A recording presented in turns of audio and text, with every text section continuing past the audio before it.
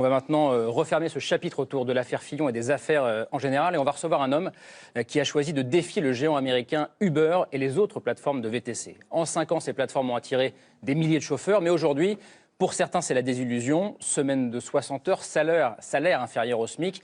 Pas de protection sociale.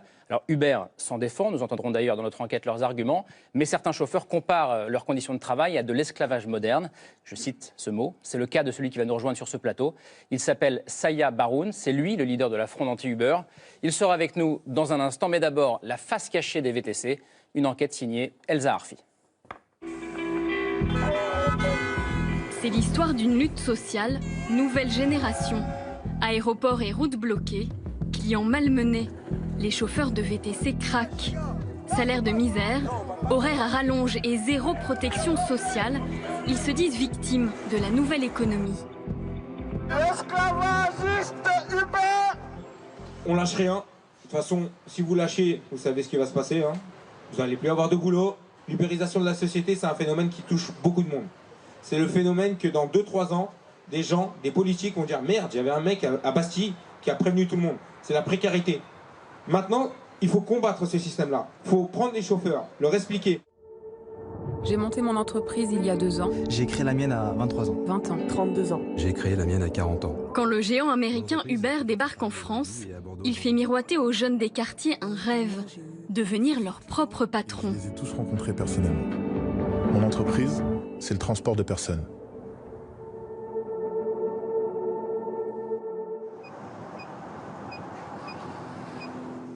Ses promesses, Antoine y a cru.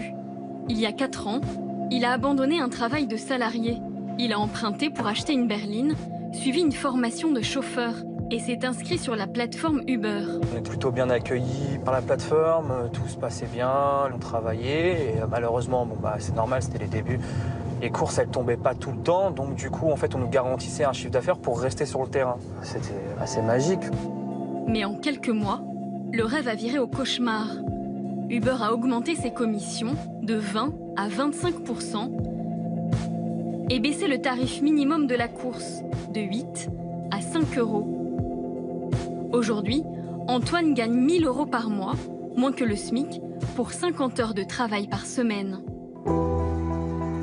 Impossible alors pour cet auto-entrepreneur de payer toutes ses charges. Du coup, je reçois beaucoup de lettres de menaces avec des huissiers, etc. Tous les soirs, quand je rentre du travail, je me dis toujours quand est-ce que ça va se terminer tout ça. Mauvaise surprise du jour, le chauffeur doit plus de 8 000 euros de cotisation sociale pour l'année 2016. Au-delà des pressions financières, Antoine ne supporte plus les SMS envoyés par Uber. Exemple, ce coup de pression après une course que le chauffeur a dû annuler. Le lieu de destination de son client était inaccessible. Nous avons exceptionnellement décidé de garder votre compte actif, mais sachez que toute nouvelle infraction supposée à une règle fondamentale entraînera une suspension immédiate de votre compte. Vous voyez, ça c'est tout le respect que donne Uber à ses chauffeurs. C'est ça en fait. Ça c'est un début de licenciement par voie numérique. C'est-à-dire que sur un clic, on te dégage comme ça. Chez les chauffeurs VTC, le leader de la fronde, c'est lui, Saya Baroun. Ce jour-là, il est reçu par le médiateur du gouvernement avec 4 de ses collègues. Il y a une grosse divergence entre les associations qui disent que la situation est très difficile et que les chauffeurs qui travaillent avec les plateformes ont beaucoup de mal à s'en sortir, et les plateformes qui expliquent qu'un chauffeur qui travaille correctement, il s'en sort très bien. Est-ce que vous avez de quoi noter un exemple? On va prendre le mois de novembre. Les recettes, les rentrées. Première semaine, 476 euros en Uber. La deuxième semaine, 388. La troisième semaine, 251. Et la quatrième semaine, 416. Donc après l'assurance, 129 euros. 1500 euros, c'est très peu de recettes. C'est pour ça que les gens ils se tuent la santé dans leur voiture à travailler 12 heures par jour, parce que c'est la seule solution. Entre les chauffeurs en colère et Uber, aucun dialogue, jusqu'à ce débat sur le travail organisé par Libération. Comment ça va, Grégoire? Ça va. La pêche? Non, mais c'est la première, ouais. On s'est jamais croisé, ça, ouais. Le premier dialogue social grâce à ce forum. C'est incroyable quand même. L'interlocuteur de Saya Baroun ce jour-là, c'est Grégoire Kopp, un ancien conseiller du ministre des Transports, devenu porte-parole de la plateforme Uber. Dialogue de sourds entre un avocat de la nouvelle économie et un défenseur des précaires. Non, regardez ce qu'on a créé quand même. Il y a quand même maintenant 22 000 chauffeurs de VTC qui n'existaient pas avant. On a créé vachement d'emplois, vachement de mobilité. C'est un marché qui est en croissance. Si on arrive à un point à la finalité pour dire que c'est ultra précaire et qu'il faut augmenter les tarifs pour pouvoir pérenniser, j'espère que vous jouerez le jeu. Mais c'est là-dessus que je suis pas d'accord avec vous parce que vous donnez une définition de l'ubérisation qui est extrêmement négative. L'ubérisation, c'est précarisation, c'est moins de droits, moins de personnes. Nous, on voit ça de l'autre côté. L'ubérisation, c'est plus de mobilité, plus de travail et plus de droits. Vous dites très bien, c'est nos frais de service qui font que Uber gagne de l'argent. Si on a moins de chauffeurs, on gagne pas d'argent. Donc notre but, c'est au contraire qu'il y ait le plus de chauffeurs possible qui bossent avec nous et vous le dites assez souvent. Et pour recruter un maximum de chauffeurs, Uber n'est pas très regardant sur les CV ni sur les diplômes. D'après ce chauffeur, qui souhaite rester anonyme, il existerait un trafic de faux documents à grande échelle.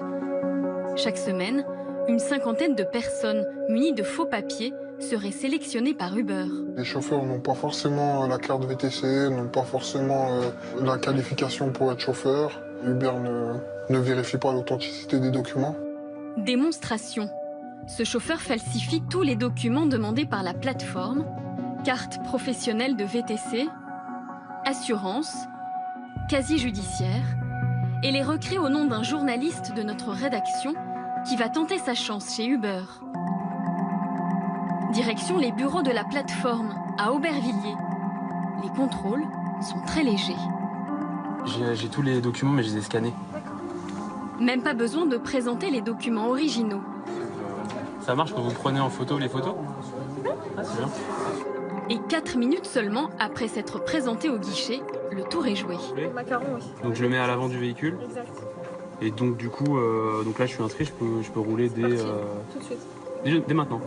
Notre journaliste est prêt à rouler pour Uber. D'autres types de connexions, il y a un support, il y a un chargeur et un USB pour brancher. D'accord. Une pratique banale, d'après le chauffeur qui a falsifié notre dossier de candidature. C'est très courant. Les chauffeurs clandestins chez Uber, il y en a plein. Vous pouvez commander un Uber et vous ne savez pas sur qui vous pouvez tomber. Si vous arrive quoi que ce soit d'accident, vous n'êtes pas couvert. Si le chauffeur n'a pas d'assurance, roule avec des papiers, des faux documents, bien sûr, c'est dangereux. Aucune garantie sur la qualité du service pour les clients et aucun contrat de travail pour les chauffeurs. Entouré d'avocats, Saya Baroun lance ce jour-là l'offensive contre Uber. Bon alors bonjour à tous les collègues. Donc pour le syndicat des chauffeurs privés VTC, aujourd'hui c'est une journée importante puisqu'on lance les procédures des dossiers pour la requalification en contrat de travail. D'ores et déjà, on pourrait, d'ici quelques jours, peut-être quelques semaines, peut-être début mars, engager une action collective devant le Conseil de prud'homme tendant à la requalification des contrats. Dégoûté par la plateforme Uber, Saya Baroun a arrêté de travailler pour eux depuis 3 ans. Pourquoi se bat-il alors pour que ses collègues soient salariés par le géant américain? Ce soir, on va lui poser la question. Bonsoir Saya Baroun. Bonsoir. Fondateur du syndicat des chauffeurs privés VTC, je vous présente Dominique Volton. Et je vous repose la question, vous qui avez claqué la porte d'Uber au bout d'un mois, je crois seulement, pourquoi vous vous battez aujourd'hui pour que d'autres chauffeurs soient intégrés par Uber? En fait, le modèle économique, il est mauvais. On parle d'ubérisation aujourd'hui. Malheureusement, on a beaucoup donné la parole aux mauvaises personnes. L'ubérisation, c'est moi et mes collègues. Donc ce terme-là, il vient de nous. Et on est les premiers à essayer de stopper cette économie. L'économie de l'ubérisation, c'est d'utiliser le magnifique, qui est le numérique, le digital. S'en servir comme bouclier, en disant on crée de l'emploi, etc. Mais derrière, il faut un glaive et mettre des gens dans une situation d'esclavage. Ou dans un premier temps, vous les gavez de primes, les premières années. C'est ce qui s'est passé au début. Voilà, exactement. Vous les gavez de primes, de garanties de chiffre d'affaires, etc. Et dès que vous avez fait suffisamment de publicité sur les réseaux, via les médias, etc., pour dire c'est la création d'emplois, c'est l'Eldorado, tous les vendeurs de pioches arrivent, et c'est eux qui gagnent leur vie, mais jamais les chauffeurs.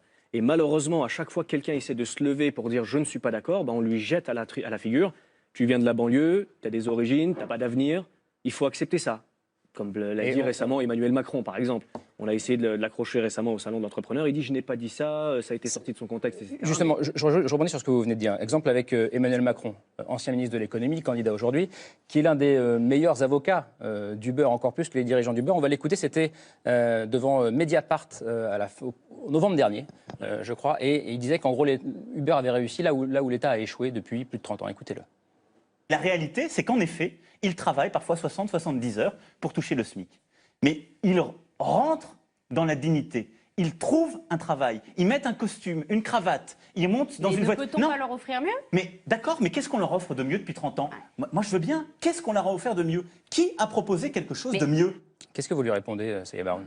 Alors, on l'a un petit peu accroché récemment au salon d'entrepreneurs avec un collègue à moi qui s'appelle Hassan, qui est déjà parti le voir il y a peut-être 1 an et des poussières, en lui demandant de réglementer un peu là-dessus, de réglementer le nombre de chauffeurs, vérifier les formations, etc. Il a tout rejeté. C'est-à-dire, on était dans son cabinet.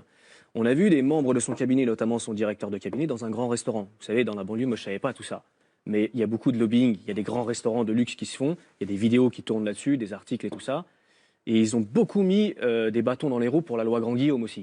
Vous savez, donc Emmanuel Macron, on l'a déjà testé. La loi sur les VTC, la loi Grand Guillaume. La loi Grand Guillaume, voilà. Emmanuel Macron, on l'a déjà testé et on sait que c'est mauvais avec lui. Mais pour être clair, vous n'êtes pas contre Uber, vous êtes pour que ce soit davantage réglementé, si on est clair. Disons qu'Uber, sa nature même est mauvaise. L'ubérisation, encore une fois, qu'est-ce que c'est? Plus vous avez de contacts et d'utilisateurs, et plus votre bulle augmente. Mais vous avez plus de mails, plus de cartes bancaires inscrites dessus, et vous faites faire le sale boulot par l'autre. Mais comment vous expliquez que Uber attire toujours autant? Et les autres plateformes, il y a Uber, mais on parle des autres, il y a chauffeurs privés, il y en a d'autres, attire toujours autant de chauffeurs? Aujourd'hui, quelqu'un qui, quand vous avez Pôle emploi qui fait la promotion d'Uber, les gars, ils foncent. Parce que c'est aussi du boulot pour les gens. Le chauffeur qui m'a amené ici, ça fait 1 mois qu'il roule pour la société Le Câble. Je lui ai expliqué par A plus B que dans 3 mois, il viendra taper à la porte du syndicat pour dire « j'ai des problèmes, j'arrive plus à payer ».